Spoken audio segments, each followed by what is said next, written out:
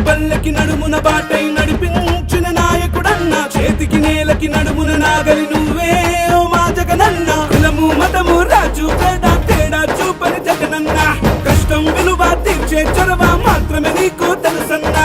వాడు వీడు ఎవడికి వాడు కలిసొస్తే ఏమవునన్నా, అదరని బెదరని మడమే తిప్పని మటగజమే మా జగనన్న. ఏ గుంపులు ఎదురైనా నిన్ను ఆపుట సాధ్యమా? పెట్టు ఫ్యాను గిర గిర గిర గిర తిరిగే ఫ్యాన్ ఇది, జర జర జర జర జోర పెంచురా.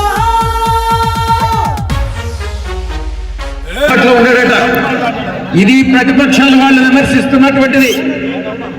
నేను ఒక్కటే మీకు చెప్తా ఉన్నా, మీ యొక్క తెలుగుదేశం పార్టీ అభ్యర్థి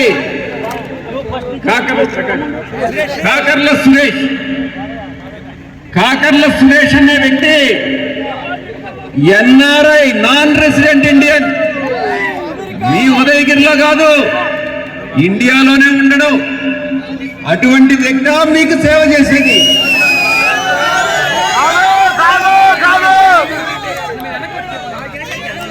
ఈ ఎన్నికలైన తర్వాత తెలుగుదేశం పార్టీ అభ్యర్థి మీకు కనిపించడు. కాబట్టి రాజగోపాల్ రెడ్డి అన్నకి ఓటు వేసి మీకు సేవ చేసుకునేటటువంటి బాధ్యత కలిగించండి అని నేను విజ్ఞప్తి చేస్తా ఉన్నా.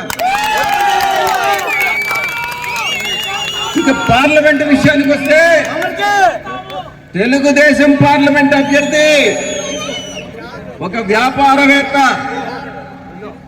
ఆయన్ని గత సంవత్సరంలో 365 రోజుల్లో ఎన్ని రోజులు నెల్లూరులో ఉన్నాడో ఒక్కసారి మీరు వివరాలు తీసుకోండి. వారానికి 2 రోజుల కన్నా ఎక్కువ మీ పార్లమెంటు తెలుగుదేశం పార్టీ అభ్యర్థి నెల్లూరులో ఉండడు. నెల్లూరు ప్రజానీకానికి అందుబాటులో ఉండడు. Please subscribe .news.